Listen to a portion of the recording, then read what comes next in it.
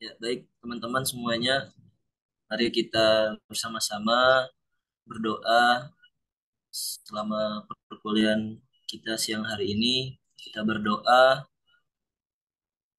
sebelum belajar, berdoa dengan masing-masing dimulai.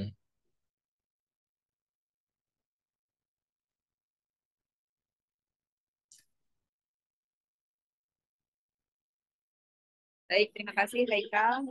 Baik, teman-teman, bismillahirrahmanirrahim. Assalamualaikum warahmatullahi wabarakatuh. Waalaikumsalam Waalaikumsalam warahmatullahi warahmatullahi wabarakatuh. wabarakatuh.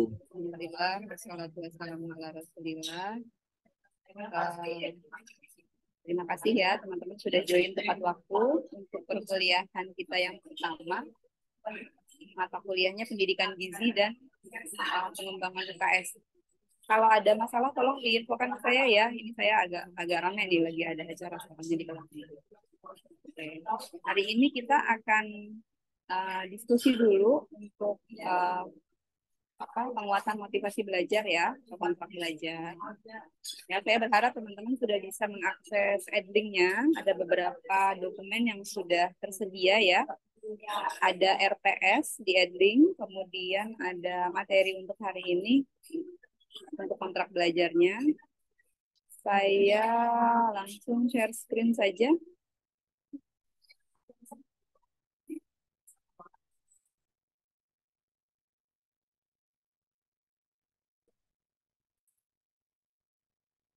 Oke.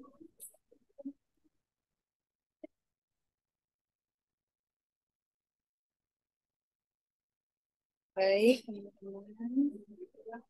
Alhamdulillah, perkenalkan, saya Nur Fadilah dari program studi home base-nya di Kesehatan Masyarakat ya, FKM. Ya, jadi beberapa tahun terakhir ini saya diminta juga untuk mengampu beberapa mata kuliah di Fakultas Ilmu Pendidikan ya, khususnya di Prodi TGSD. Nah, hari ini kita akan diskusi untuk berkenalan, kemudian kontrak belajar dan penjelasan RPS. Ya, nah kalau menurut teman-teman perlu nggak sih kita kenalan? Perlu nggak kita tahu siapa Anda, siapa saya? Silakan beri komentar atau raise hand. Perlu, Boleh Bu. unmute. Kalau mau speak up langsung.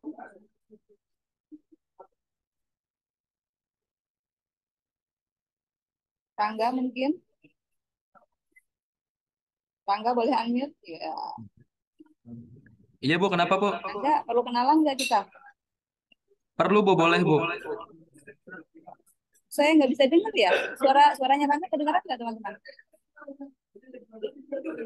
Kedengaran? Saya nih ada Kedengeran, Bu. gangguan berarti ya.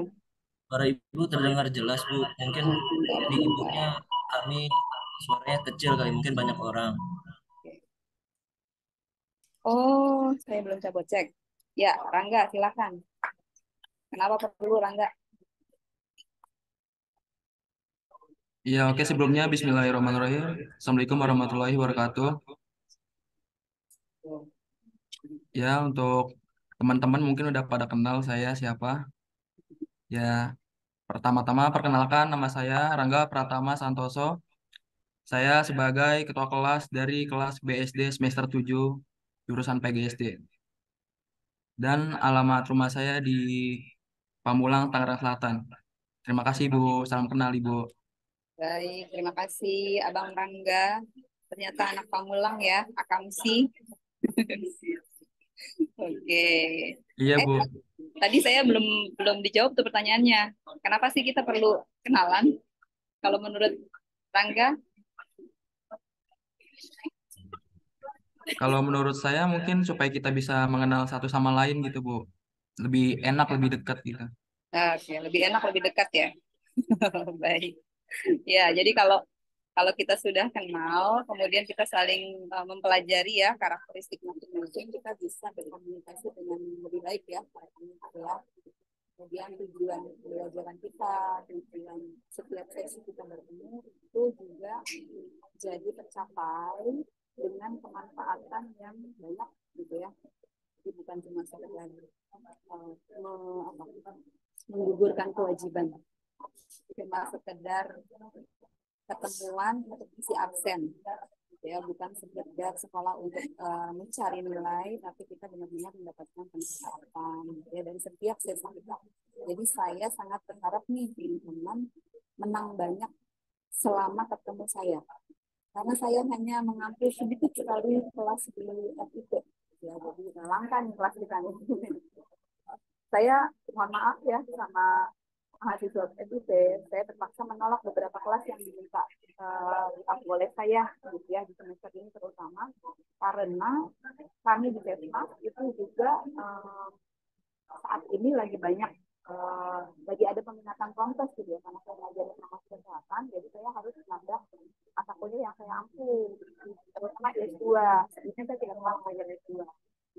Nah, karena ada 3 mata kuliah yang saya ambil di S2, jadi saya minta maaf kemarin ke Kaprodi, kemudian jajaran pimpinan manajemen ya, dosen yang lain dan mahasiswa, karena tidak bisa lagi terlalu banyak gitu mata kuliah di S2. Kemudian ya, mudah-mudahan maklum ya. Baik, terima kasih teman-teman. Iya, Ibu. Ya. Nah, sekarang kita akan lebih jauh lagi tentang normal. Siapa sih saya? Ya, masing-masing. Nah, teman-teman percaya nggak bahwa setiap orang itu bisa menjadi apapun yang dia inginkan? Yang yakin atau yang sependapat itu boleh kasih tanda, kasih jempol misalnya, atau kasih komentar setuju, atau kalau mau menyampaikan pendapat langsung juga boleh. Jadi pertanyaannya adalah, apakah teman-teman setuju atau yakin bahwa setiap orang bisa menjadi apapun yang dia inginkan? Setuju? Setuju, Ibu. Setuju? Oke. Ada yang tidak setuju? Kakak Rolanda? Setuju Bu saya. Setuju. Oh, takut ini ya, takut dicubit kalau nggak setuju ya. Kakak Hafidah? Setuju atau tidak? Saya setuju, Bu. Setuju. Oh, nggak ada yang nggak setuju kan? Coba. Sekarang kalau pertanyaannya saya modifikasi. Kalau seorang, let's say, siapa yang suka sepak bola? Apa jago sepak bola? Saya, Ibu. Haikal, Bu. Messi. Nah, si pemain sepak bola itu ya, jagoannya kalian itu. Kira-kira bisa nggak dia jadi pebalap mobil di F1 yang handal? Jadi juara di F1. Bisa, Ibu. Nah, kalau dia jadi presiden, kira-kira bisa nggak? Bisa juga, Ibu. Kalau dia jadi apa, misalnya hakim atau jadi guru, bisa ya? Bisa, Ibu. Bisa, mungkin bisa. Tetapi teman-teman perhatikan, mungkin karirnya tidak akan secemerlang di dunia yang saat ini dia kuasai gitu ya. Saat ini dia sedang berkiprah. Gitu ya. Maksudnya apa? Setiap orang itu ketika diberikan nafas, gitu, diberikan kesempatan hidup, itu kan tidak diciptakan sia-sia ya. Jadi dia punya misi. Nah, misi setiap orang itu sama atau beda nih teman-teman? Misi setiap orang sama atau beda? Beda, Ibu. Berbeda Bu. Oke, Nabila, contohnya apa? Kita kasih contoh. Siapa tadi yang jawab tuh? Kakak Nabila ya? Iya, itu. Atau Kakak Rulan tadi? Siapa tadi yang jawab? Iya Bu, berbeda. Gimana bisa dijelaskan ya? Eh ya tadi misi ya Bu. Kan keinginan orang itu kan berbeda-beda ya Bu. Misalnya saya dengan teman saya misalnya saya ingin menjadi guru dan teman saya ingin menjadi sekretariat mungkin di salah satu kantor. Nah, itu kan udah dari situ kan sudah berbeda sekali ya Bu keinginannya. Gitu sih Bu. Keinginannya berbeda gitu ya, hasratnya gitu ya, Iya Bu. kesukaannya gitu ya, hobinya berbeda gitu ya. Mungkin keinginan, hasrat gitu ya, cita-citanya itu dilatar belakangi oleh sesuatu di belakangnya dia. Gitu ya, ada peristiwa atau pengalaman tertentu gitu ya, kemudian mengarahkan dia ke karir tertentu misalnya atau profesi gitu ya. Dan kemudian dia akan menjadi fokus di bidang itu gitu kan ya, dan dia yakin kemudian dia merasa bahwa itulah misi hidup dia ya. Benar demikian gitu. Jadi setiap orang itu ketika dia dilahirkan itu dia membawa potensinya masing-masing, punya kekuatannya masing-masing gitu ya. Nah sekarang masalahnya kita sebagai manusia nih, sebagai khalifah ya, yang diberikan kita hal gitu ya, dari kelebihan dibandingkan yang lain itu kita tahu nggak posisi kita itu gitu. Potensi kita itu kenal nggak, karena kalau kita tidak tahu akhirnya dia menjadi sia-sia, bahkan mungkin jadi dimanfaatkan salah, jadi bukan kalau kita malah terjadi bencana. Saya berharap nih teman-teman udah semester 7 kan ya, udah ada yang mulai ciri-ciri sekarang untuk skripsi nggak? Atau nggak pakai skripsi nih, kerja itu deh. Masih Mohon maaf Bu, suaranya kurang jelas. hilang ya. Iya, kadang kecil, kadang besar. Oke, saya matikan video ya, jarang yang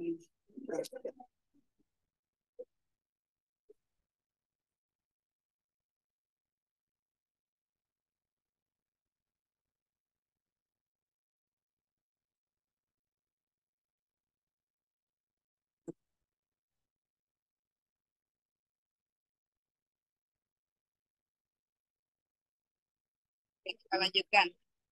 Apakah masih hilang suaranya? Sudah cukup Udah jelas. jelas Bu. Alhamdulillah jelas Bu. Ya, nah sekarang Mendingan Bu. saya perlihatkan video saya. Oke.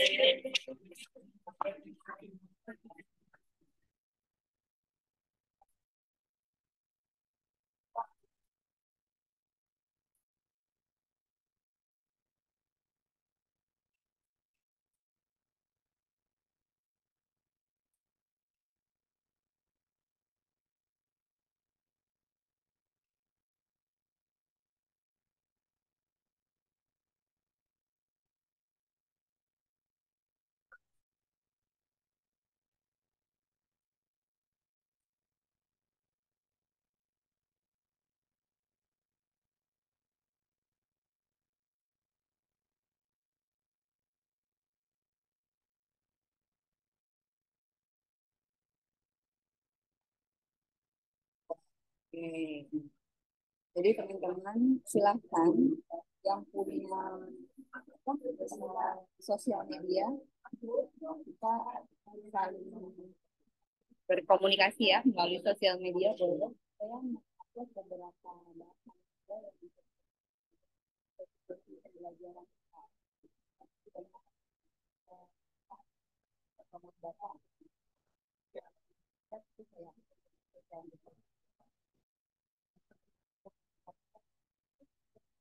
pelajaran dari apa yang upload saya untuk membuat optimal tentang topik-topik pembelajaran kita. Jadi saya akan sangat menghargai ini kalau teman-teman itu bisa memberikan materi-materi untuk nanti pembahasan di perkuliahan itu melalui sosial media.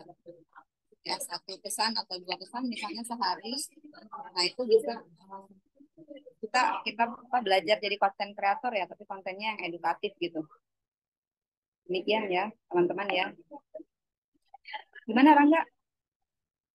Nggak kedengeran suaranya, belum masih mute. Sekarang baru terdengar jelas Bu. Tadi Kenapa? kurang. Oh tadi nggak jelas ya? Iya Bu. Saya nih. Sebentar. Ini agak ada juga di sini. Oke, saya ulangi deh. Teman-teman, jadi nanti di setiap sesi pembelajaran itu teman-teman saya harapkan bisa memberikan apa materi gitu ya, materi-materi singkat hasil pembelajarannya untuk bisa kita berkomunikasi melalui sosial media. Ini coba lagi pakai handsfree deh.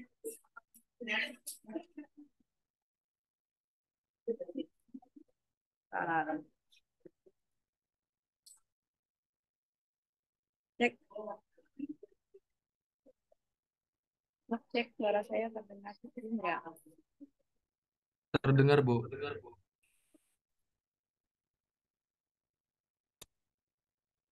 Lanjut ya, lanjut sebentar.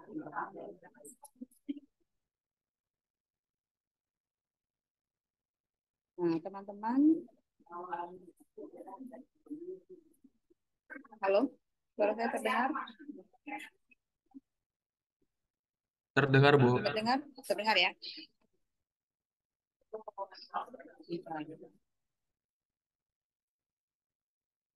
Ya, teman-teman, jadi saya biasanya untuk mengenali teman-teman ya, mengenali diri gitu, kita bisa melakukan introspeksi gitu ya, melihat ke dalam diri kita sendiri ya, komunikasi intrapersonal. Kemudian kita bisa bertanya kepada teman-teman kita bagaimana pendapat mereka tentang diri kita gitu kan ya. Kemudian kita bisa juga melakukan pengamatan gitu. Kemudian banyak nih kalau sekarang ada tes psikologi ya, psikometrik gitu ya. Jadi yang mengukur bagaimana emosi kita, bagaimana sifat kita gitu ya, yang bisa kita identifikasi gitu ya. Nah, itu menjadi penting pada saat ini. Nah, teman-teman sebagai calon guru itu dasarnya ya, ilmu dasar yang akan kita ajarkan kepada anak-anak didik kita itu pentingnya untuk mengenali dirinya sendiri. Gitu kan ya. Kenapa? Karena kalau dia tidak mengenali dirinya sendiri, dia tidak bisa mengidentifikasi juga orang lain. Sehingga nanti ketika dia masuk ke dalam situasi pertemanan sosial gitu, nah ada resiko-resiko yang harusnya dia bisa identifikasi itu tidak teridentifikasi. Nah, itu menjadi bahaya buat mereka. Ya. Nah, ini saya akan memberikan ya salah satu alat atau cara untuk bisa mengenali diri ya berdasarkan pengalaman saya mengikuti bagaimana beberapa cara ya metode untuk mengenali diri ya. Kita memiliki tuh 5 bagian otak. 5 bagian. Semua manusia itu punya 5 bagian otak. Ya, kalau mau disederhanakan, lebih sederhananya itu jadi 3 saja. Jadi ada otak manusia, otak berpikir, kemudian ada otak akalia, otak merasa, dan insting. Itu otak reptil. Jadi setiap bagian otak itu memiliki karakteristik masing-masing. Nah, otak yang mamalia dan otak manusia, otak berpikir dan otak merasa itu ada bagian kiri kanan. Ya, jadi makanya jadinya ada 5 bagian. Sementara yang otak tengah atau otak reptil itu tidak punya bagian kiri kanan. Ya, jadi hanya ada 5 bagian. Nah, dari kelima bagian otak itu yang semua orang memiliki, ada satu yang menjadi pemimpin atau leading biasanya pada setiap manusia. Sehingga kemudian dia yang akan membawa bagian otak yang lain untuk berperilaku, untuk berbicara, untuk berpikir gitu ya. Si bagian nah, itu namanya mesin kecerdasan. Kemudian ada lagi yang disebut drive kecerdasan. Drive kecerdasan itu dorongan ya, dorongan ketika seseorang itu mau melakukan atau tidak mau melakukan sesuatu. Nah, itu bisa diidentifikasi dari lapisan otaknya. Ada lapisan otak dalam dan luar. Kalau istilahnya itu introvert dan extrovert. Tapi lapisan otak ini berbeda dengan yang di konsep psikologi. Ya, kalau psikologi kan introvert itu orangnya nggak mau asosial ya, tidak mau berteman dengan orang lain gitu ya, perkembangan diri gitu ya. Ya, tidak mau berbaur, Bu. Dia selesaikan sendiri gitu ya, tidak mau terlibat sendiri. Tapi yang di drive kecerdasan itu beda. Dia lapisan otak yang dominan. ya. Kemudian belakang ini ada social role. Nah, dengan pemahaman yang sudah kita ketahui tadi, maka kita akan menentukan apa peran kita. Seperti pernyataan tadi yang pertama. Ya, jadi sekarang kita ternyata sepakat bahwa orang itu akan jago di bidangnya, akan menjadi bintang yang bersinar terang ketika dia tahu potensinya, satu. Yang kedua, lingkungannya mendukung. Jadi tidak toksik lingkungan. Saya tanya nih ke teman-teman, ada nggak teman-teman yang ketemu mulai nih sesi kita, mau ketemu sama dosen, gitu. Tapi perasaannya itu deg-degan, gitu ya, was-was, khawatir, gitu ya, ketakutan, ada nggak yang kayak gitu? Pernah nggak ngerasain kayak gitu? Atau teman-teman selalu happy ketemu sama teman, sama dosen, setiap mau masuk kelas tuh selalu merasa senang, bersemangat, bergembira, gitu. Coba, siapa yang mau cerita? Boleh. Kakak Yolanda, panggilannya apa? Kakak Zahra, Belanda, Bu. Yolanda, Belanda. gimana? Ya. Tadi tadi itu ya, Bu. Apa namanya? Perasaan ketika bertemu dengan dosen di kelas gitu ya, Bu. Soalnya tadi Iya, agak kurang jelas, Bu. iya, sorry ya. Iya, Bu, nggak apa-apa. Jadi pernah nggak merasa bahwa ketemu dosen itu ternyata kadang-kadang tuh nggak menyenangkan gitu? Pernah Iya, nggak Bu. ngerasain kayak gitu? Pastinya pernah, Bu. Kadang Pernah. ya happy, kadang kayak takut, panik, terus tegang gitu sih, Bu. Oke. Nah, Ya. kalau perasaan-perasaan yang tadi ya, takut, panik gitu ya bahkan ya, atau tegang itu biasanya karena apa tuh? Karena dirinya Arwanda sendiri yang memang lagi merasa demikian, atau karena emang udah tahu nih si dosennya ini orangnya kayak gimana gitu, misalnya dia galak, dia jutek gitu kan, atau pelit sama nilai misalnya gitu, atau gimana? Eh, dosen Dosennya sih, Bu. Kayak Misalnya misalnya penyebabnya, bikin tegang atau oke. yang tiba-tiba nunjuk orang gitu loh, bukan bikin jadi Oh, panik gitu. jadi shock ya? Kayak Iya, saya dong berarti ya. Berarti saya bikin panik nih, ya dikit, Bu. sedikit. Nah, itu tuh apa ya? Itu yang mungkin ya kalau teman-teman kita, kalau kita tidak terbiasa ya, awalnya kan kita belum belum tahu nih karakter masing-masing. Ya, tadi di video yang awal itu saya sebutkan saya feeling. Saya feeling. Sekarang saya jelaskan feeling itu maksudnya apa. Feeling itu orang yang kekuatannya itu ya, mesin kecerdasannya namanya feeling, itu kekuatannya atau potensinya itu di eh, emotional quotient. Jadi dia sangat pandai mengendalikan emosi dirinya, gitu ya. Kemudian salah satu kekuatannya yang lain itu dia pandai bercerita, storyteller. Ya, jadi saya menggunakan kekuatan itu nih ketika saya mengajar. Karena apa? Karena saya udah tahu. Jadi saya kalau ngajar, saya nggak merasa bahwa saya lagi ngasih ilmu ke mahasiswa. Kenapa? Karena mahasiswa saya pada saat ini bisa jadi jauh lebih pintar daripada saya. Benar kan? Kalian itu dalam suatu bidang pasti saya kalah. Di suatu bidang yang saya tidak kuasai, kalian pasti jago banget. Saya sering tuh belajar dari mahasiswa yang jago banget bikin presentasi, keren banget bikin artikel. Terus misalnya bahasa Inggrisnya bagus banget gitu ya, Friends. Misalnya ya. Jadi saya itu nggak merasa diri saya pintar. Tetapi saya punya kekuatan, misalnya kayak tadi, saya tahu bahwa saya bisa bercerita. Maka saya menggunakan kekuatan itu untuk melakukan aktivitas saya ketika mengajar. Sehingga saya tidak tertekan ketika terpaksa harus mengajar misalnya gitu ya. Ada kegiatan banyak tuh saya harus mengajar nih. Nggak bisa menghilangkan atau menghindari kewajiban kita misalnya. Tapi saya tetap happy gitu. Kenapa? Karena saya feeling. Kemudian si feeling ini juga dia sangat berorientasi pada manusia, pada orang lain. Sehingga dia sangat empatik. Nah, teman-teman, saya akan selalu bilang kepada mahasiswa saya bahwa kalian jangan khawatir masalah nilai misalnya gitu, masalah apa namanya hasil, masalah produk, apa yang kalian dapatkan selama proses pembelajaran. Karena yang saya nilai itu prosesnya, gitu ya. Jadi sebenarnya permasalahannya adalah ketika saya memberikan suatu nilai, itu apa ya, bentuk apresiasi saya terhadap apa yang sudah teman-teman lakukan. Ya. Tetapi masalahnya si nilai itu cocok apa enggak sama orangnya, sesuai apa enggak gitu ya, dengan perasaannya, puas atau tidak si mahasiswa, itu bergantung pada dirinya sendiri. Saya tidak suka memberikan nilai, misalnya ya, saya tidak suka menilai orangnya. Orang feeling itu empatik, jadi mau dikasih aja semuanya. Dia mau menyenangkan setiap orang. Jadi kasih nilai terbaik buat semuanya. Tapi masalahnya, yang tahu kompetensi Anda, ya Anda sendiri kan. Gitu. Saya bisa sih kasih tes-tes, kasih ujian-ujian. Tapi kalau saya terlalu banyak memberikan ujian, menurut saya itu mengakibatkan mahasiswa saya jadi stres juga, gitu ya, tertekan. Gitu. Dan saya tidak suka proses pembelajaran yang menekan.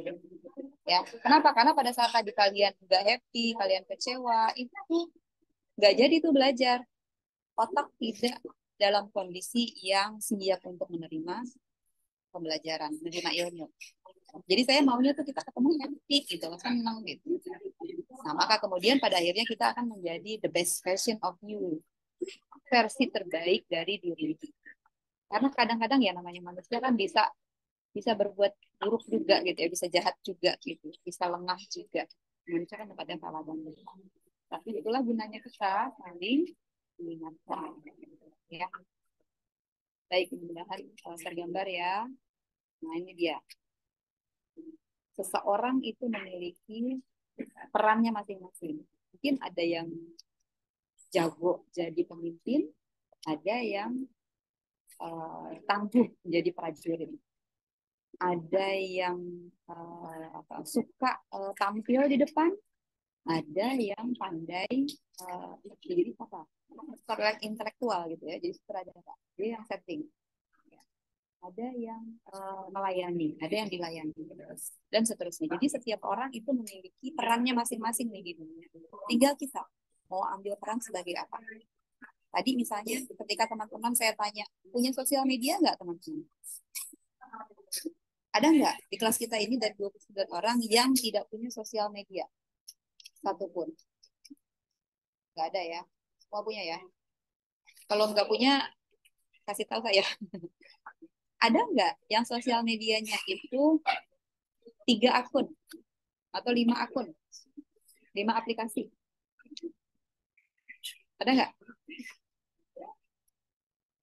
Siapa yang punya 5 aplikasi sosial media?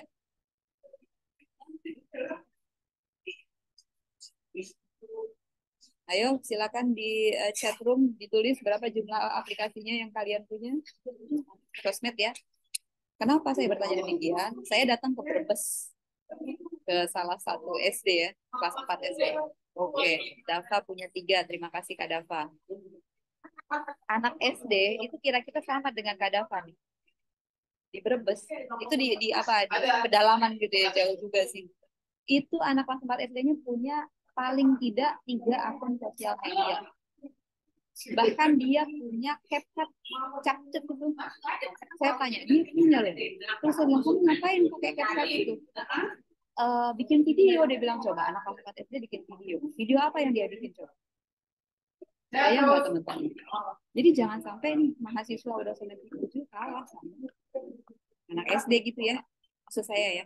Kenapa? Karena nanti sosial media kita dipenuhi dengan kalau nggak ada tujuannya itu isiannya itu apa jadinya kan jatuhnya ya racun gitu ya. Ambil peran kalau di sosial media contohnya tadi itu sebagai pembuat ya, sebagai subjeknya, atau kalian pilih sebagai penonton saja gitu kan ya. Nanti takutnya kalau kalian jadi penonton aja takutnya jadi korban gitu. Kalau kita jadi penonton saja, akhirnya kita jadi dipengaruhi ya. Baik, silakan ambil peran terbaik versi kalian. Nah, ini tadi yang saya jelaskan adalah pengalaman ketika saya menggunakan aplikasi ini ya, Steven, untuk mengenali mesin kecerdasan. Ya, dan orang-orang terdekat saya sih, terutama anak-anak. Jadi zaman itu sudah lama sebenarnya saya mau ngetes, tapi saya baru-baru ini aja ngetesnya nih, jadi baru tahu. Jadi makanya saya share ke teman-teman. Saya tanya teman-teman, ada nggak yang sudah pernah ngetes dirinya pakai Steven? Pernah, Bu. Pernah? Pernah. Bulan nggak? Iya. Hasilnya apa? SE, Bu.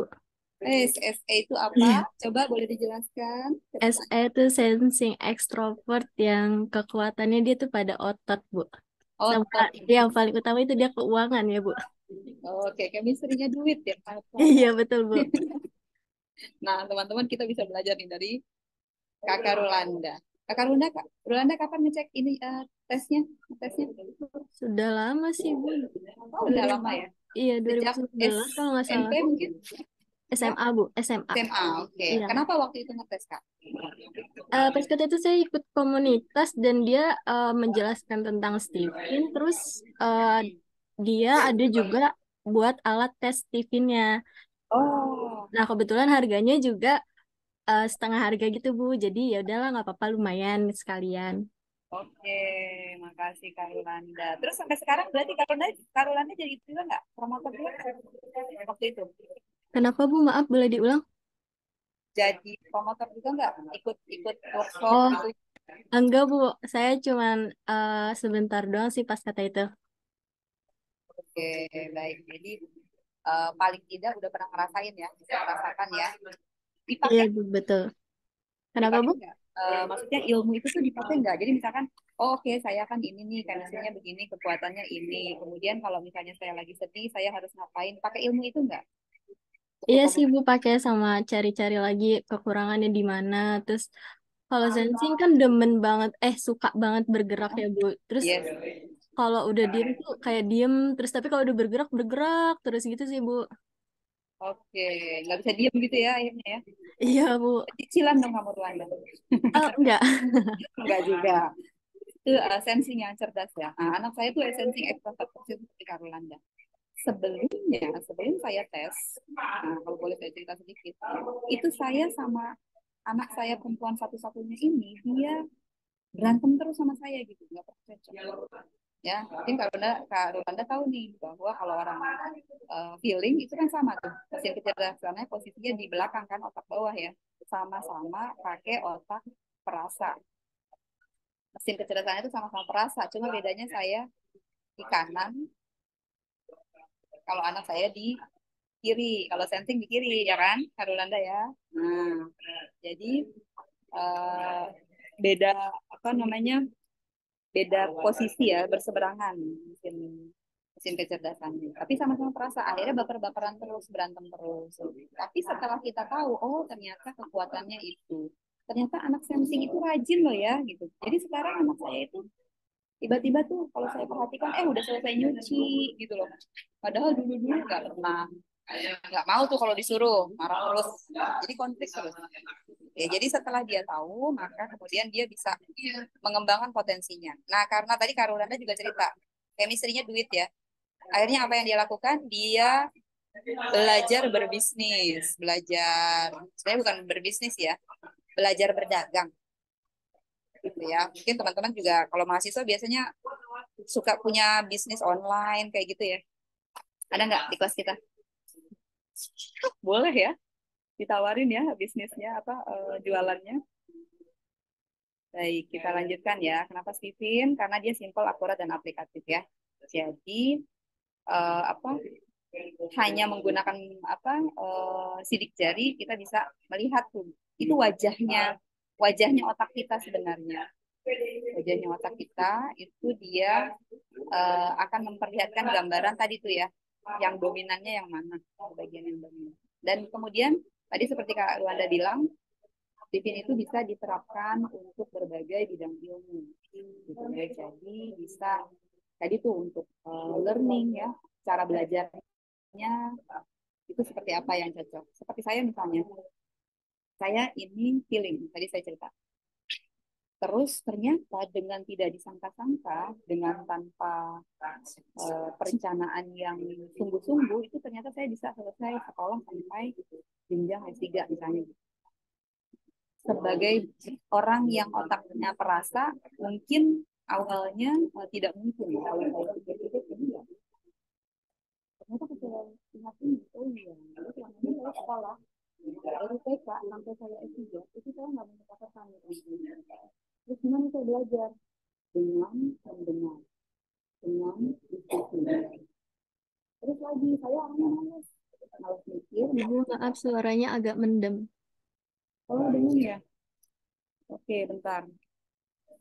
Sudah jelas, Bu. Sudah? Sudah? Oke, baik. Maaf ya. Ini angin. Baik ya, jadi ketika kita tahu kekuatannya, cara kita belajar seperti apa, kemudian kita gunakan, maka kita belajar menjadi lebih efektif dan efisien. Kayak misalnya kalau orang thinking misalnya ya, dia belajar fokus gitu kan, kaku di atas meja gitu ya, tapi dia nggak bisa kuat belajar sampai berjam-jam gitu. Nah, teman-teman mungkin kalau di mata kuliah yang lain udah tahu ya bahwa kesanggupan seseorang untuk fokus itu berapa menit atau berapa detik gitu kan. Nah, itu yang dimanfaatkan. Misalnya kita mau fokus belajar 30 menit atau 1 jam ya, 60 menit. Kemudian setelah itu senang-senang main-main gitu. Istirahat dulu. Jadi relaksasi dulu, habis itu belajar lagi misalnya. Jadi apa yang kita pelajari itu menjadi efisien. Cara belajar kita kalau kita sudah tahu maka dia menjadi sangat bermanfaat. Kita menjadi tidak sia-sia gitu belajarnya. Sama dengan tadi saya cerita cara saya mengajar, saya menggunakan kekuatan saya. Ya, nah nanti sistem pembelajaran kita akan saya balik. Saya tidak akan kasih materi teman-teman nanti yang teaching each other nanti ya, kita saling belajar. Teman-teman yang akan mempresentasikan materi pembelajarannya, saya akan memberikan masukan atau meluruskan pada akhir sesi jika diperlukan. Tapi sebelumnya nanti teman-teman boleh mengkonsultasikan apa yang ingin dipresentasikan kepada saya sebelum presentasi. Demikian ya. Nah, ini belahan otak tadi ya. Belahan otak kiri dan kanan. Nah, tadi kalau mau digambar. Oh ya, selain Kak Rulanda ada lagi nggak yang sudah tes, Steven? Ada yang lain? Tidak ada? Oke. Kak Rulanda tadi sensing extrovert ya. Jadi dia di belahan otaknya sebelah kiri. Kalau saya bagian otaknya sebelah kanan. Jadi kelihatannya kekuatan Kak Rulanda untuk hal-hal yang subjek-subjek ya, yang matematika, bahasa, analisis gitu ya, logika dan rasionalnya itu lebih kuat dibandingkan saya. Ya, saya ini lebih kuat di pengenalan pola atau bentuk gitu ya, tapi saya tidak bisa mengingat detail nama, misalnya nomor itu saya akan lupa. Tapi situasinya saya akan ingat. Kemudian saya lebih mungkin orang melihat saya kreatif, walaupun saya tidak merasa terlalu kreatif ya. Pemahaman saya secara komprehensif itu mungkin lebih kuat ya. Kalau yang sebelah kiri itu lebih lebih fokus gitu ya. Ini tadi karena tadi Kak Rolanda yang cerita sensing itu ya, limbik kiri, kemudian saya sama limbik juga, tapi cuma bagiannya ke kanan. Bagian kanannya bagian otak. Nah, bedanya yang insting itu dia posisinya di otak tengah, dan secara naluriah dia serba bisa, tapi dia tidak ahli tidak fokus di satu bidang. Jadi kalau dia mau jago banget, dia harus latihan satu aja, fokus satu hebat, ya. Baik, kita akan masuk berikutnya ke kontrak belajar. Kita bahas tentang tujuan pembelajaran dan peran dosen mahasiswa selama mata kuliah saya ya, selama 1 semester ini akan seperti apa. Nah, teman-teman, karena kita sudah dewasa, jadi saya akan menggunakan proses pembelajaran orang dewasa. Teman-teman pasti sudah sangat tahu itu. Saya cuma mengulas sedikit ya. Kemarin tuh habis ada kajian di pondoknya anak saya. Itu ada ustadznya dia cerita tentang majelis di dunia ini cuma ada 2 ya. Yang diridhoi Allah itu cuma ada 2.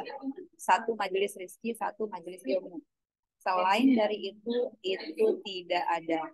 Karena yang lain dari itu sifatnya hura-hura, senang-senang, melenakan. Jadi apapun yang kita lakukan, kalau Anda tidak sedang mencari rezeki, berarti Anda sedang mencari ilmu. Gitu aja. Ya.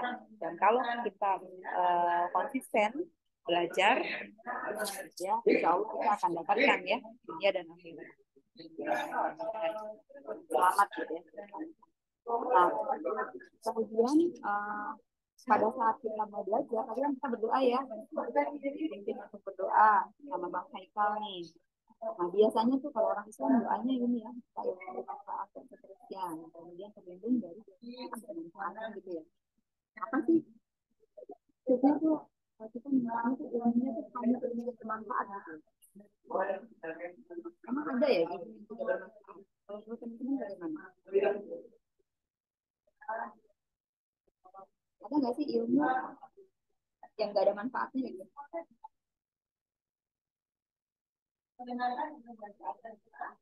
Sepertinya nggak ada, Bu. Tidak ada. Semua bermanfaat ya kalau menurut hidup kamu. Ada kadang-kadang gini ya teman-teman. Kita otak kita itu yang men-setting. Misalnya kita dapat berita, kita baca berita tentang biasanya kalau dia yang diberitakan itu kan bad news ya. Bad news is good news, ya kan? Nah, teman-teman, para jurnalis tahu bahwa terjadi apa namanya kriminalitas kriminalitas yang tinggi itu terjadi karena pemberitaan kriminal. Benar apa betul? Benar, Bu. Benar ya? Jurnalis itu tahu banget bahwa sebelum ada berita mutilasi itu jarang ada kejadian mutilasi gitu. Begitu berita itu dimunculkan, lalu muncullah kasusnya jadi banyak. Contohnya seperti itu. Begitu juga kasus kriminal yang lain. Ketika ada koruptor ditayangkan, diberitakan, kok jadi banyak koruptornya gitu. Kalau sekarang parah banget ya, LGBT, kekerasan seksual di lembaga-lembaga sekolah, incest, itu banyak sekali. Bahkan difilmin, disinetronin, ya kan? Dibikin video. Jadi seperti dibikin macam propaganda. Nah, itu sebenarnya kalau kita tidak memilah-milah, kita jadi terpengaruh. Ya kan, buat kita yang mungkin merasa bahwa kita mungkin jadi korban, akhirnya kita jadi apa namanya? Parno gitu ya, paranoid. Mungkin asal bisa juga kalau misalnya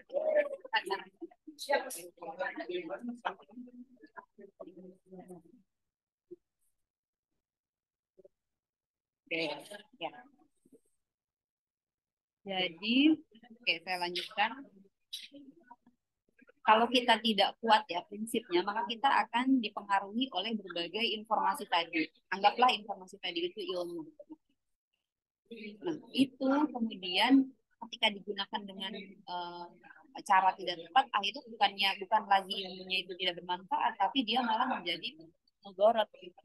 Jadi menjadi malapetaka buat kita. Kira demikian ya. Jadi saya sangat mengapresiasi nih kalau teman-teman merasa bahwa semua ilmu itu bermanfaat. Itu maksudnya gini, mungkin teman-teman merasa bahwa segala situasi yang terjadi di hadapan kita itu bisa menjadi hikmah buat kita. Kira-kira mungkin gitu ya maksudnya ya. Apa namanya statement yang tadi bahwa tidak ada ilmu yang tidak bermanfaat itu maksudnya seperti itu. Tapi sebenarnya buat orang-orang yang keliru gitu ya menginterpretasi situasi yang terjadi atau fenomena yang terjadi, maka itu menjadi malapetaka buat dirinya. Ya. Kemudian kita berlindung dari segala sesuatu yang tidak bermanfaat, ya, termasuk ilmu. Ya. Jadi kalau teman-teman lihat mungkin yang rajin baca Quran, baca apa maknanya ya, itu kan di banyak tuh ada beberapa kisah atau ayat gitu ya yang menyebutkan bahwa orang Islam itu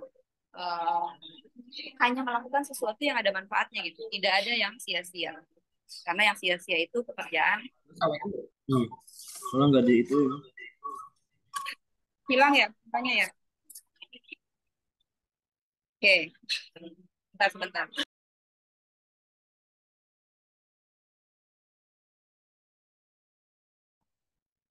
Oke, lanjutkan lagi.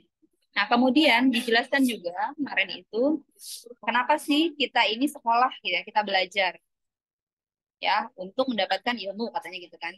Jadi diperolehnya dari proses berpikir gitu kan.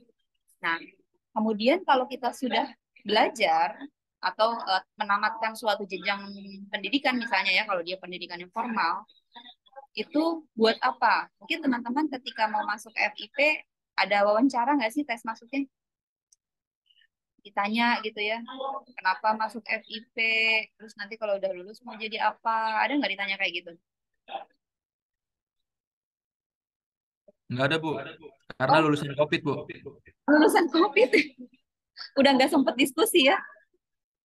Iya, Bu, benar. Nah, kalau nggak sempet diskusi lebih bahaya lagi nih. Jadi kita harus memutuskan sekarang, kalian harus menentukan nih.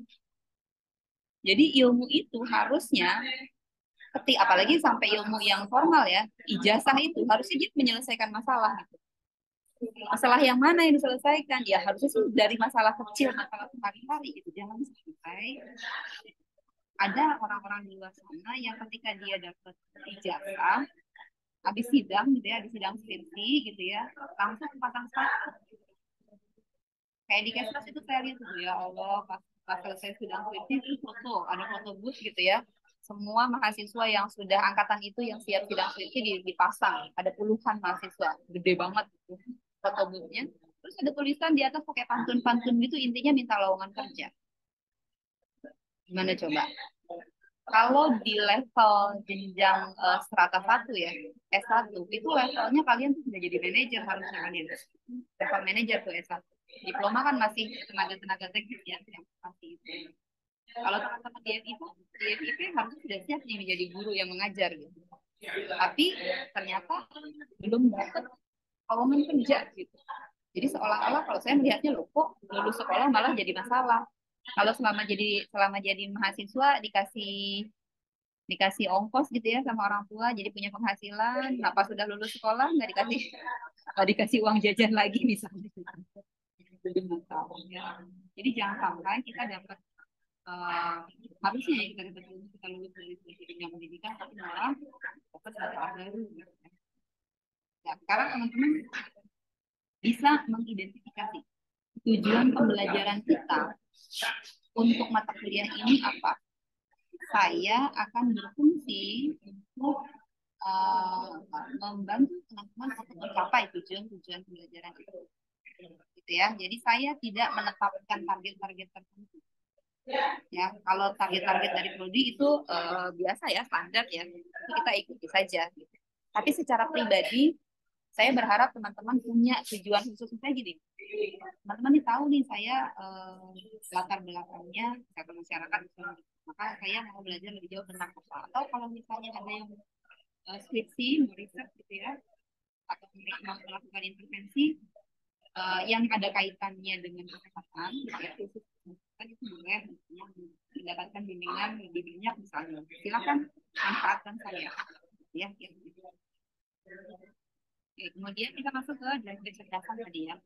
Nah ini orang bergerak. Kalau tadi Kak Landa itu dia bilang ekstrovert ya Kak Landa ya. Saya itu introvert. Nah, jadi kita berlawanan nih. Orang yang introvert itu sumber gerakannya ya, sumber rangsangannya itu dari dalam. Sementara ekstrovert itu dari luar. Jadi cenderung orang introvert itu tidak terpengaruh, tidak banyak terpengaruh atas situasi di luar dirinya. Jadi saya nggak peduli tuh, misalnya di lingkungan ini atau di dunia ini lagi tren apa. Kalau saya nggak mau, saya akan mungkin cenderungnya anti mainstream kalau orang introvert. Tapi kalau orang extrovert, mungkin dia akan mengikuti. Ada kecenderungan untuk mengikuti ya, untuk mengaruh paling tidak dengan Bergeser. situasi yang ada di luar. Kemudian falsafah hidupnya, tadi saya cerita, saya sekolah sampai S3 itu cenderung untuk lebih banyak menggunakan perasaan saya sampai saya lulus. Gitu ya. Kenapa saya mau sekolah S3? Awalnya saya tidak peduli dengan instruksi dari orang-orang karena saya introvert, saya nggak peduli tuh sama teman-teman saya atau atasan saya, bahkan rektor yang bicara dengan bahasa dengan gayanya mereka masing-masing gitu ya kan, beberapa kali ganti itu yang mengancam gitu, bahwa saya itu dosen yang tidak studi lanjut itu wah disebut apa gitu kan, dikasih label misalnya gitu ya. Nah, saya tidak tergerak, tidak terlalu peduli gitu ya. Tapi ketika misalnya orang yang saya kasihi, ya misalnya anak saya atau ibu saya, kemudian menyatakan sesuatu atau bertanya gitu, yang saya berpikir bahwa oh ini nih saya harus sekolah sekarang misalnya, maka saya akan sekolah. Kenapa? Karena saya khawatir, dari kekhawatiran saya adalah ketika saya tidak bisa membahagiakan keluarga saya yang terdekat. Beda dengan orang ekstrovert. Orang ekstrovert itu, coba tanya Kak Rwanda. Kak Rwanda. Biasanya mereka itu punya impian gitu ya.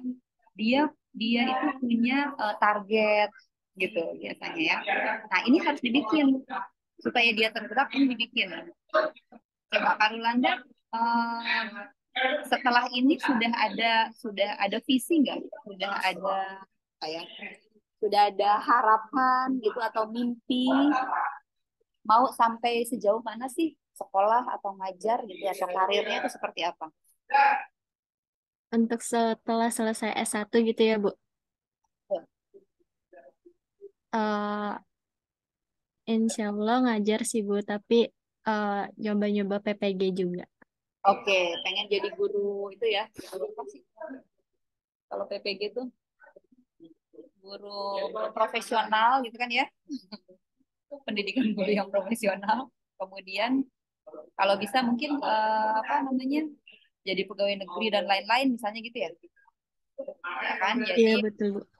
punya pekerjaan yang tetap kan, kita sebagai perempuan itu biasanya berpikir jadi dosen atau jadi guru itu relatif pekerjaan yang aman gitu ya, karena relatif fleksibel. Kalau saya pribadi sih, misalkan saya kalau ketika punya anak masih balita gitu, saya ngajar bawa anak saya gitu, jadi saya merasa aman misalnya seperti itu. Jadi kalau si ekstrovert ini merasa bahwa capaiannya ini sangat dia inginkan gitu ya, dia idam-idamkan, maka dia akan bergerak. Itu falsafah hidupnya. Jadi mencapai target. Nah, kemudian cara memotivasinya berbeda. Ya, jadi teman-teman silakan mengidentifikasi diri ya, kemudian mencari drive-nya sendiri itu apa. Walaupun harusnya sih dites ya. Harusnya sih dites biar pasti, karena kalau itu bukan ilmu ramalan sih. Jadi harus Biasanya pakai ini nggak sih, Bu, golongan darah? Kalau saya tulen sensing extrovert golongan darah AB. ya oke. Jadi kalau di Vivin itu golongan darah itu fungsinya sebagai semacam kurir pengantar. Jadi respons awal. Ya, jadi misalnya saya, kalau tadi kan Karulanda bilangnya tulen banget ya. Jadi golongan darahnya AB, itu dia sifatnya itu sama dengan sensing tadi gitu. Kemudian mesin kecerdasannya sensing gitu. Jadi kan jadi sensing tulen. Sementara kalau saya feeling tapi golongan darahnya A. Golongan darah A itu dia kecenderungannya itu seperti Thinking ya, Bu? seperti pemikir. Maka ketika saya mendapatkan situasi tertentu, pertama yang saya lakukan itu biasanya mikir dulu. Pertamanya aja, awalnya doang. Tapi ketika lebih jauh, lebih dalam, saya tetap akan kembali ke mesin kecerdasan. Saya tetap dominan menggunakan perasaan saya.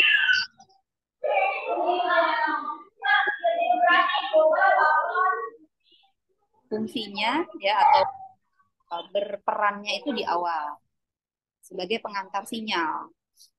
Gitu ya. Setelah sinyalnya itu masuk, maka yang bergerak dominan tadi ya, itu kecerdasannya kira-kira gitu. Oke ya, Rolanda, kita lanjut. Nah, sekarang kita akan berbagi peran nih. Saya sebagai dosen dan teman-teman sebagai mahasiswa. Ya, tadi saya sampaikan bahwa saya menggunakan kekuatan saya tidak mengajar, teman-teman, tapi saya akan memberikan semua yang saya tahu, semua yang saya miliki sesuai dengan permintaan, sesuai dengan keperluan, kebutuhannya teman-teman. Mau selevel apa, mau semampu apa, saya kasih sampai muntah-muntah, sampai ngantuk-ngantuk, atau mau gimana? Nah, saya akan berusaha menjadi fasilitator di sini ya. Maka kita nanti proses pembelajarannya teaching each other. Teman-teman, saya minta nanti untuk membagi diri. Kita ada 13 sesi, 13 topik yang akan dibahas yang sudah ditampilkan di Edlink. Jadi teman-teman bisa membagi diri menjadi 13 kelompok ya. Jadi jumlah anggota kelompoknya 2 sampai 3 orang. Maksimal 3 orang ya.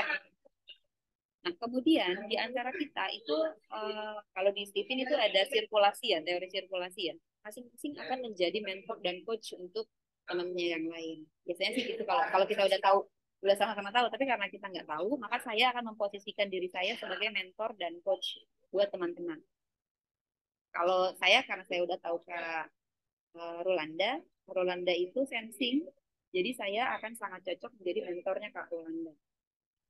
Kenapa? Karena saya akan mendukung orang sensing. Orang feeling itu mendukung orang sensing. Ya. Sementara kalau coach itu dia akan mundur satu lagi. Biasanya yang menjadi coachnya orang sensing itu adalah orang intuitif. Ya, mundur ke belakang satu langkah. Nah, apa sih bedanya mentor sama coach? Sebenarnya sih keduanya sama-sama berupaya, ya,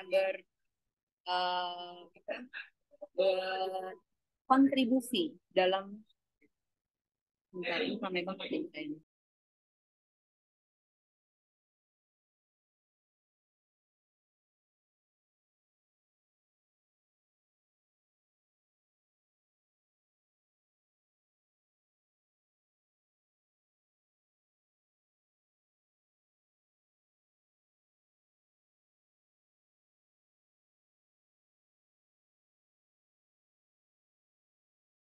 Sorry ya teman-teman. Baik, saya kembali lagi. Jadi sama-sama mentor dan coach itu berupaya untuk memberikan kontribusi kepada kliennya dalam hal pencapaian tujuannya dia. Tapi biasanya kalau mentor itu dia lebih singkat-singkat ya, pendek-pendek, ringkas gitu. Kemudian kalau coach itu mungkin bisa lebih lama proses sesinya ketika diskusi. Kemudian kalau mentor itu biasanya dia ketika memberikan konseling atau pada saat proses diskusi itu dia direktif langsung dikasih tahu aja. Sementara kalau coach itu biasanya dia menggunakan pendekatannya non direktif, tidak langsung. Jadi kalau kadang-kadang mungkin teman-teman itu tidak bisa melihat nih, nggak bisa melihat sebenarnya permasalahannya apa sih misalnya dalam proses pembelajaran ya. Masalahnya apa sih gitu. Nah, kalau dia mentor, dia langsung kasih tahu kamu nih masalahnya misalnya kamu tuh belajarnya nggak fokus misalnya gitu ya, fasilitasnya udah ada tapi kamu nggak pakai misalnya gitu. Dia langsung kasih tahu. Tapi kalau coach itu nggak, coba kamu kembali lagi, kamu lihat-lihat lagi apa yang aspek-aspek apa aja yang bisa dilihat, kemudian bagaimana menilainya gitu ya. Jadi kalau coach biasanya dia pakai komunikasinya tuh pertanyaannya terbuka. Ya, kalau mentor langsung kasih tahu aja. Nah teman-teman kalau ngajar di SD, kita kalau ngajar di SD gimana? Lebih banyak ngajarin langsung atau ngajarin tidak langsung? Langsung ya, direktif. Langsung ya. Terus kalau di SD mungkin harus kasih contoh, ya kan? Anak-anak itu perlu teladan, ya. Nah, kalau orang-orang dewasa itu kadang-kadang nggak suka diajarin gitu kan? Nggak suka disuruh-suruh, dikasih tugas tuh kadang-kadang nggak suka. Jadi akhirnya gimana? Ya sudah, kalau teman-teman mau pintar berarti harus serius sendiri gitu. Makanya jadi rentangnya menjadi sangat lebar. Ada anak yang rajin banget, ada yang males banget. Apalagi kalau dia tahu nih dosennya baik nih, nilainya bakalan lulus-lulus aja gitu, akan baik-baik juga gitu. Akhirnya dia merasa ya udah nggak ada effort juga tetap dapat nilai bagus kok. Tapi hati-hati ya, semua akan kembali ke mahasiswa. Kalau buat dosennya itu relatif tidak terlalu terpengaruh ya, karena dosen itu dalam posisi yang seperti penolong kan, posisinya tangan di atas gitu, ya kan, yang posisinya tangan di bawah itu yang mahasiswa. Jadi teman-teman silahkan mempersiapkan diri, kemudian melaksanakan proses pembelajaran ini sesuai dengan apa yang teman-teman cita-citakan. Ya. Nah, terakhir, peran kita, ya terutama saya, ini adalah resource linkers. Jadi tadi sekali lagi saya tidak menyebutkan atau menyatakan diri saya sebagai orang paling pintar di kelas ini dan akan memberikan semua ilmu saya sampai kalian jago, karena teman-teman juga memiliki potensi masing-masing. Maka saya akan menghubungkan teman-teman ketika saya tidak bisa menguasai suatu ilmu, saya akan menghubungkan ke resources yang ada yang saya miliki, ya. Jadi teman-teman silakan menelusuri ke resource atau sumber daya yang saya berikan. Ya, saat ini ilmu itu ngampar ya, banyak banget ya. Cuman penerapannya yang kita nggak tahu. Kalau zaman dulu ilmu itu susah dicari, tapi langsung diterapkan. Itu bedanya orang belajar zaman dulu sama zaman sekarang. Bukan saya mau buku, mau pinjam buku, mau beli buku itu mahal, mau pinjam buku harus antri di perpustakaan, kadang-kadang bukunya nggak ada gitu. Kalau sekarang duduk-duduk aja, buka komputer, bukunya datang. Teman-teman mungkin sudah tahu ya ada Genlib, bahkan mau bikin artikel, udah pakai AI aja, nggak usah mikir gitu. Tapi masalahnya kalian punya kompetensi apa, gitu ya. Kembali lagi ke teman-teman. Nah, ini rekomendasi profesi ya, teman-teman silakan menilai diri sendiri karena ini sudah di penghujung, mudah-mudahan semakin kuat ya. Kita buka yang sudah diketahui saja tadi, sensing. Nah, sensing tadi industri yang cocok. Tadi sudah disebutkan ya, chemistry-nya duit ya, jadi keuangan. Jadi kalau ngajar mungkin bidang-bidangnya yang ini boleh nih. Bahasa, sejarah gitu ya, perdagangan, perhotelan, ekonomi, dan seterusnya. Sementara kalau saya sih, nah saya ini cocok jadi psikolog, trainer, karena saya udah jadi dosen ya ini kekuatan saya ada di komunikasi. Ya. Baik, kita masuk ke penjelasan RPS. Silakan kalau ada yang mau didiskusikan dulu sebelumnya. Adakah?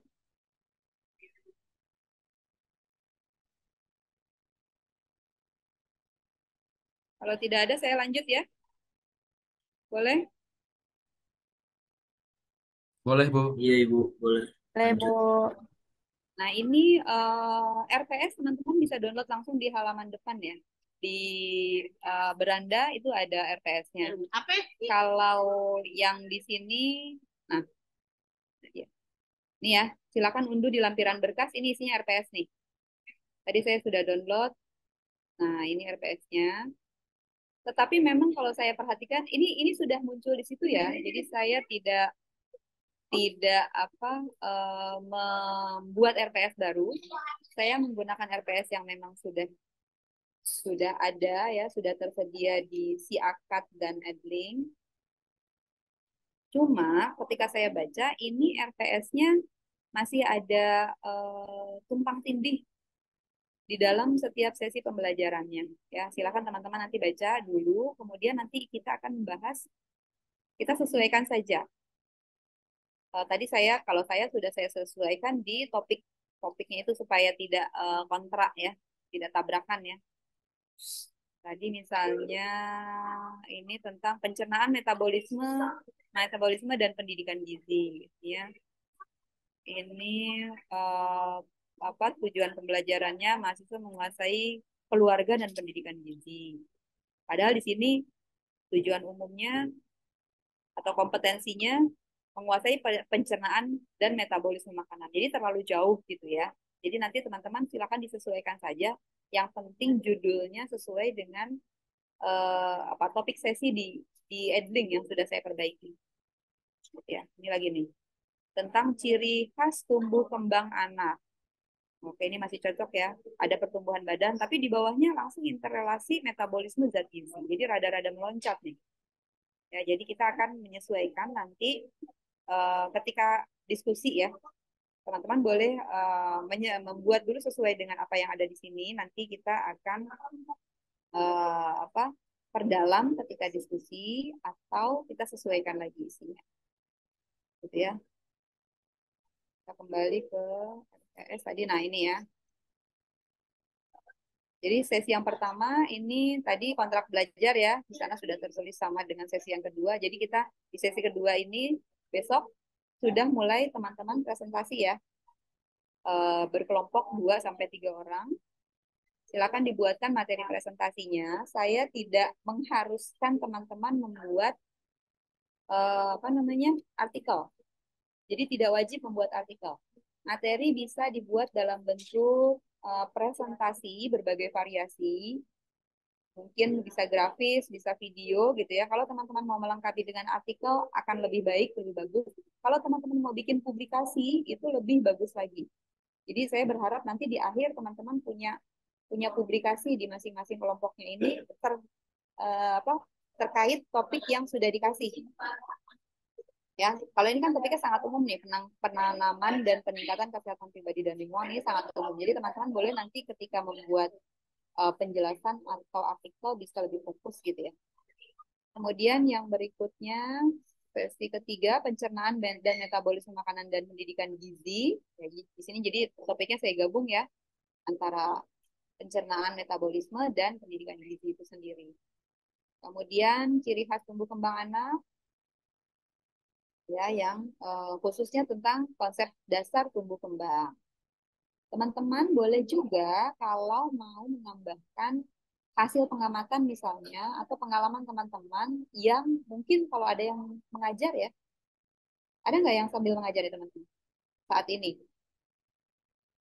Sudah mengajar, boleh di sekolah formal atau mungkin di lembaga kursus misalnya, atau mungkin membina kegiatan ekstrakurikuler misalnya, ya aktivitas apapun itu boleh ya pengalamannya dibagikan ketika teman-teman mendapatkan kesempatan untuk mempresentasikan atau memfasilitasi diskusi untuk topik-topik yang sudah kita bagikan ini ya. Oke. Kemudian berikutnya anatomi fisiologi, kemudian vitamin, mineral, dan cairan tubuh. Nah, ini tadi yang saya bilang antara kompetensi dengan materinya itu agak tumpang tindih ya, jadi saya gabungkan. Nanti kita akan selesaikan sesuai dengan waktu yang tersedia saja ya. Kemudian penerapan model-model pembelajaran inovatif dan kreatif, khususnya tentang penyakit ya. Untuk pembelajaran tentang penyakit. Penyakitnya ini boleh penyakit menular, boleh penyakit tidak menular. Ya, jadi teman-teman boleh pilih ya contohnya, kemudian misalnya mau pakai studi kasus, atau mau pakai problem solving, misalnya gitu, pakai project base, itu silakan dipilih salah satu saja. Kemudian sesi ketujuh berikutnya tentang keamanan pangan. Ya, materinya masih sama, tapi tentang keamanan pangan. Ya, kalau ada yang sudah tadi tuh ya punya pengalaman, boleh sekalian dibuatkan artikelnya. Kalau ada videonya, sosial media di sekolahannya mungkin masih ada rekaman kegiatannya, boleh ditayangkan. Kemudian setelah ujian tengah semester, kita masuk ke topik individu dan masyarakat. Sebenarnya topik utamanya ini ya gizi seimbang. Jadi saya tambahkan kata sehat dengan gizi seimbang. Jadi konsep gizi seimbang ya. Kemudian pencemaran dan metabolisme makanan.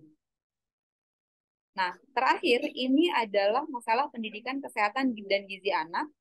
Kemudian kita pecah menjadi beberapa topik. Ya, dari gizi kurang atau undernutrition, kemudian gizi lebih atau overnutrition, kemudian masalah yang klasik di Indonesia ya, anemia gizi besi. Ini yang kontemporer nih. Kalau yang ini baru nih, kecanduan zat ya, boleh zat makanan, minuman, atau zat lain, misalnya rokok gitu ya, atau aktivitas, misalnya gawai, misalnya gitu. Kenapa senyum-senyum? Ada yang perokok di sini, teman-teman?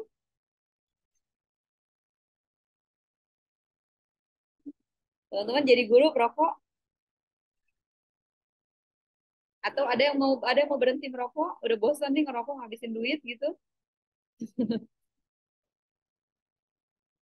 Oke, bisa diperdalam itu. Kalau kalau sebenarnya sih kalau di Kesmas itu kita punya mata kuliah khusus ya untuk kecanduan ini ya, manajemen adiksi. Dan itu bisa kecanduan apapun. Bisa kecanduan zat tadi ya, makanan, minuman, atau zat lain. Atau tadi tuh ada seks misalnya, ada gadget, ada judi online, ada sekarang itu apa yang apa pinjaman online, ya Slot kan? ya, Bu. Kenapa? Iya, maksudnya slot. Ya, itu dah slot ya, itu judi tuh ya. Petir-petir. Itu juga ya, judi juga ya, petir itu ya. Tahu aja dia. Iya, Bu. Kamu kamu ada pengalaman nggak teman-temannya mungkin Dava sama Rangga? Pengalaman apa, Bu? Ban- Banyak Bu, Kasus-kasus gitu? banyak Bu main slot-slot gitu Bu. Ya, Ya, pinjaman online. ya berarti. Iya, Oh, awalnya pinjam. emang dikasih benang, Bu. Oh gitu. Jadi dipancing ya. Iya, Bu, awalnya. Itu itu semua sudah diatur Bu. Jadi misalkan Oh, udah dapat banyak nih, nanti berikutnya akan jadi drastis menurun gitu. oh, jadi Jadi seolah-olah dia dikasih menang dulu gitu ya, supaya dia merasa bahwa ih untung nih gitu ya, enak nih gitu ya, dapat duit iya, gampang gitu ya. udah ada yang ngatur dari Bandar. pusatnya gitu. Jadi udah tahu nih. Jadi senang dulu lah, bersenang-senang dahulu gitu. Ya, di setting ya berarti ya. Korban ya, Jera? Eh, Enggak Bu, itu juga saya nonton dari pengalaman. Ada juga itu video apa namanya film Bu, series. mm-mm. Ya, Oh, maksudnya saya tahu gitu. oke. Ada film series Menggambarkan 96 situasinya jam. ya. Iya Ibu.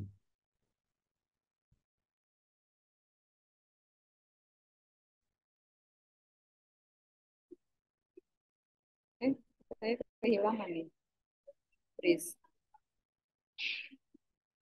Halo?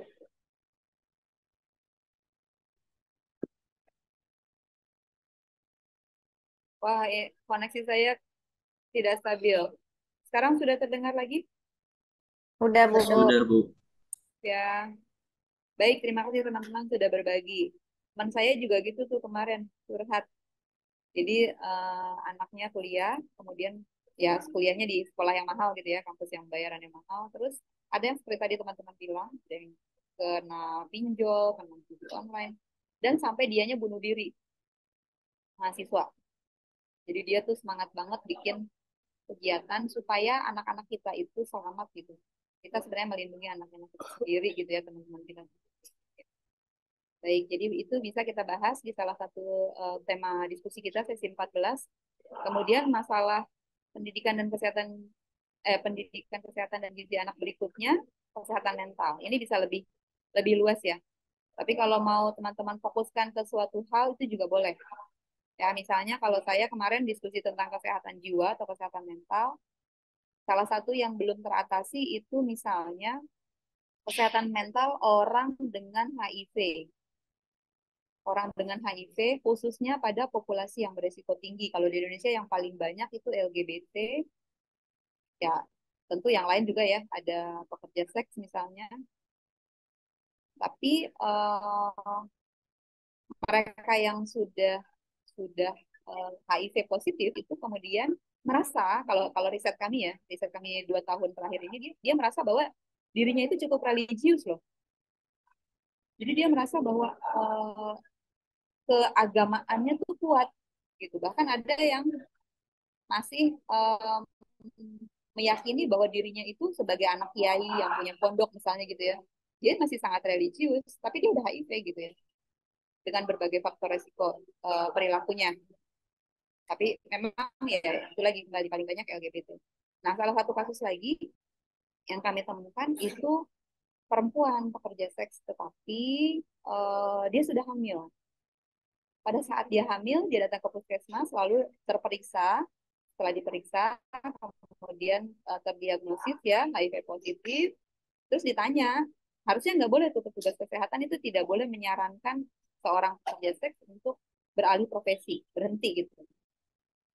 Tapi paling dia berani nanyanya masih masih jualan bahasa gitu kan, masih mangkal gitu. Terus dia bilang masih.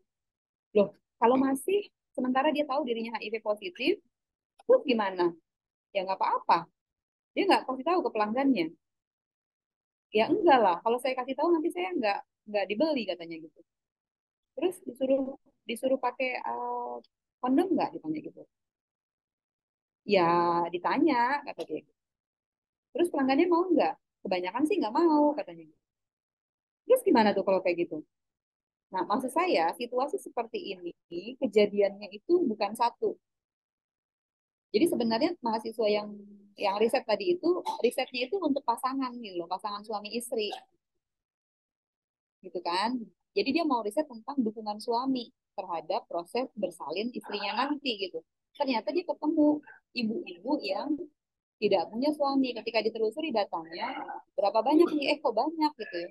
Terus kenapa nih dia nggak punya suami? Oh ternyata dia bekerja seks. Jadi dia hamilnya itu memang tidak dengan pasangan yang satu gitu.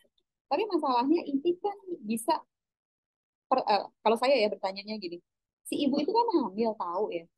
Kemudian ya karena dia hamil, akhirnya dia jadi nothing tulus ya kalau dia melakukan hamil, si anaknya ini kemana nantinya gitu kan? Oh, udah banyak yang mau nampung, coba teman-teman. Nanti si anak itu ketika kembali lagi ke habitatnya, ibunya sementara si akan atau tidak yang akan menampungnya gitu, anak anak adopsi dan lainnya misalnya gitu. Tapi kan akhirnya jadi nggak jelas nih si darah keturunan itu gitu. Asapnya sudah bercampur gitu. Nah, ini nih yang menjadi racun ya buat agama kita yang menjaga kalau Islam itu kan yang dijaga tiga ya, hartanya, kemudian darahnya, gitu kan, kemudian jiwa darah tadi keturunan itu. Jadi jangan sampai kita tidak tahu. Makanya nih teman-teman nih nanti kalau mau menikah cek-cek ya, selain cek Stephen, tes kepribadian genetik, kemudian juga boleh tes kesehatan yang sudah pasti. Tes kesehatan itu laki-laki dan perempuan. Kalau kata teman saya tuh, malah dia bilang, yang laki-laki tuh kalau perlu harus cek gugur. Karena LGBT-nya saking banyaknya gitu. Jangan sampai dia pernah jadi korban, apa istilahnya ya, kalau pakai anus tuh apa namanya, sodomi gitu. Nah itu dilakukan tadi. Ya jadi sorry ya, karena saya orang kesehatan, jadi kami sering terpapar dengan permasalahan seperti itu. Oke, ada pertanyaan, teman-teman? Kita sepakati atau ada usulan untuk mengganti topik yang sudah tersedia? Masih terbuka ya? Ibu mau tanya, Bu. Yes, Silwa. Kalau misalkan bullying itu masuknya kesehatan mental bukan sih, Bu? Yes, bisa. Bisa ya, Bu? Bisa, bisa. Oke, Juga banyak makasih, Bu. ya. Sosial media, teman-teman yang punya sosial media, silakan kita saling follow ya. Kemudian kita saling berbagi materi, boleh melalui sosial media, boleh berkomunikasi melalui sosial media juga, jadi boleh DM-DM-an. Nah ini kalau teman-teman mau lihat artikel-artikel ya, contoh artikel yang sudah saya buat, tadi kan sekilas tuh di video, teman-teman bisa buka ResearchGate, nanti saya kasih linknya deh, koordinator kelas ya. Teman-teman bisa baca, di sini ada artikel yang ilmiah maupun non ilmiah. Nah, ini tidak ilmiah ya. Dampak buruk friends with benefit. Ini hasil apa seminar webinar nasional Kesmas terakhir. Nah, teman-teman kalau diperhatikan di sini ada, nah ini contohnya nih, implementasi pendidikan pubertas pada jenjang sekolah dasar. Ini dikerjakan oleh mahasiswa apa pendidikan dasar semester 2 pada saat itu dan diterima di jurnal terindeks Sinta 2. Sinta 2 itu kualifikasinya keren banget lah ya. Nasional tingkat 1 tuh, 1 dan 2. Salah. Bukan yang ini deh, sorry, sorry. Uh,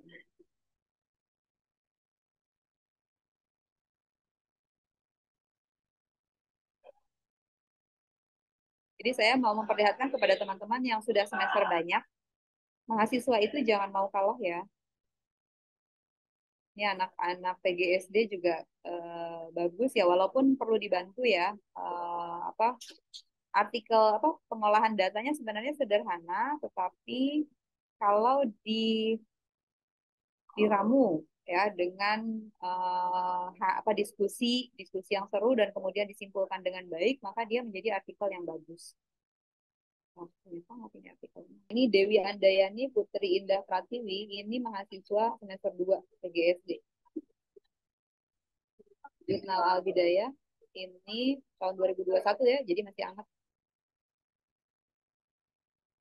Teman-teman boleh lihat-lihat artikelnya.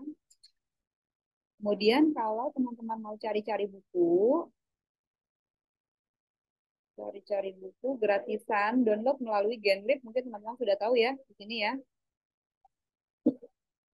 Silahkan diketik saja kata kuncinya atau pengarangnya, kemudian di search, kemudian teman-teman tinggal pilih dokumennya yang mana, bukunya yang mana, atau jurnalnya yang mana, kemudian get, langsung di download. Oke ya, itu informasi tambahannya. Sebelum ditutup, saya ingatkan ya, jadi pekan depan kita sudah mulai dengan presentasi kelompok ya teman-teman ya. Silahkan sehari atau 2 hari sebelum presentasi, kalau mau konsultasi materinya kepada saya boleh. Kalau tidak, boleh langsung pada hari H langsung presentasi. Demikian ya teman-teman. Oh iya, nanti mungkin ada beberapa sesi saya akan menyediakan kuis ya. Untuk penugasan, saya menunggu usulan dari teman-teman. Ya, apakah diperlukan penugasan? Kalau tadi saya sarankan teman-teman membuat artikel ya di akhir semester. Artikel, saya tadi sudah memberikan contoh-contoh artikel yang sudah pernah dibuat oleh teman-teman sendiri atau oleh saya. Silakan dibaca, kemudian teman-teman pilih topik tadi sesuai dengan topik yang dipresentasi, fokus, riset atau intervensi, kemudian dibuat artikelnya, nanti boleh dikonsultasikan, kemudian kalau sudah oke boleh submit ke jurnal. Kira-kira demikian. Oke? Ibu, Yes, mohon izin untuk bertanya, Bu. silakan. Untuk yang di Adlink itu kan ada link untuk membuat CV ya, Bu. Nah, itu bagaimana ya, Bu? Yang CV ya, Iya. ya tadi saya sudah share di Adlink. Teman-teman silakan membuat CV versi masing-masing. Bentuknya bebas, boleh video, boleh apa animasi atau poster misalnya atau apapun. Kemudian post di apa ya, apa namanya sosial medianya masing-masing. Kemudian linknya taruh di situ. Mantap ya. Jadi post di sosial media, ambil linknya masukkan ke add link di kolom komentarnya. Jadi saya tinggal melihat nanti di kolom komentar. Begitu ya? Sosial medianya boleh Instagram kan, Bu? Boleh. Boleh Instagram, apalagi TikTok, WA Bu, WA. WA. WA status cuma sehari doang. Kamu ntar kurang terkenal dong. Yang Oh iya agak Bu, ya lama Bu, maaf, maaf. YouTube, ucup. YouTube boleh. Apalagi kalau di WA emang bisa bertahan lama ya? Enggak. Nggak bisa Bu. Kalau Bisa, bisa Bu, kalau dipakai di Ava, di profilnya, Bu. oh di foto profil atau di itu dibikin jadi bisnis account, habis itu dibikin itu ya, apa namanya katalog gitu-gitu ya. Nah, itu bisa tuh boleh, nggak apa-apa deh kalau gitu kalau mau pakai WA, Telegram boleh. Bebas. Kasih linknya aja ke saya biar saya bisa lihat ya. Alhamdulillah, pertemuan kelas kita pada siang hari ini berjalan dengan lancar. Semoga ilmu pada siang hari ini yang kita sesama pahami, semoga menjadi keberkahan dan kita bisa mengamalkan semuanya.